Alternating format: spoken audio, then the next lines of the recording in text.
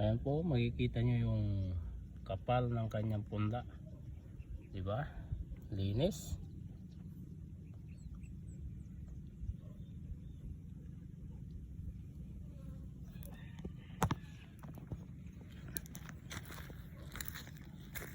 Ganda.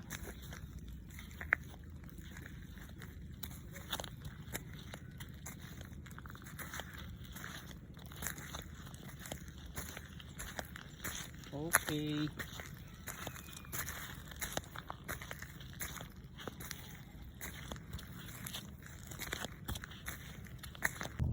Okay, magandang umaga po sa inyo lahat at bibigyan ko po kayo ng update dito sa pinunla po ni Mr. Cristo Garcia noong October 14 na Red Allium variety. Ayan po. At malalaki na po yung kanyang punlang sibuyas. Ito nga po yung ginamitan niya ng GM Plus. Shout out po kay Madam Jenny Padlan.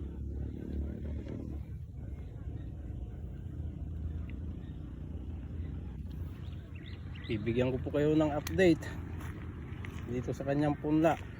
Ito nga po yung nisprayan ng GM Plus na binigay po sa amin ni Ma'am Jenny Padlan na pinakasampol at sinubukan po dito sa punla ni Mr. Cristo kung ano yung magiging resulta.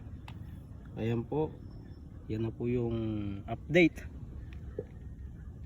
Maganda pong gamitin ang GM Plus, pampakondisyon po ng lupa.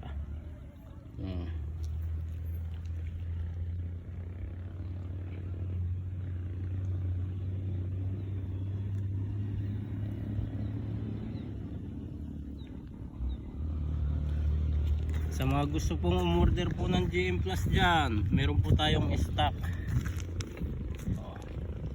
At makikita nyo po, napakalinis. Hindi siya masyadong madamo. Talagang pulidong mag-alaga si Mr. Cristo.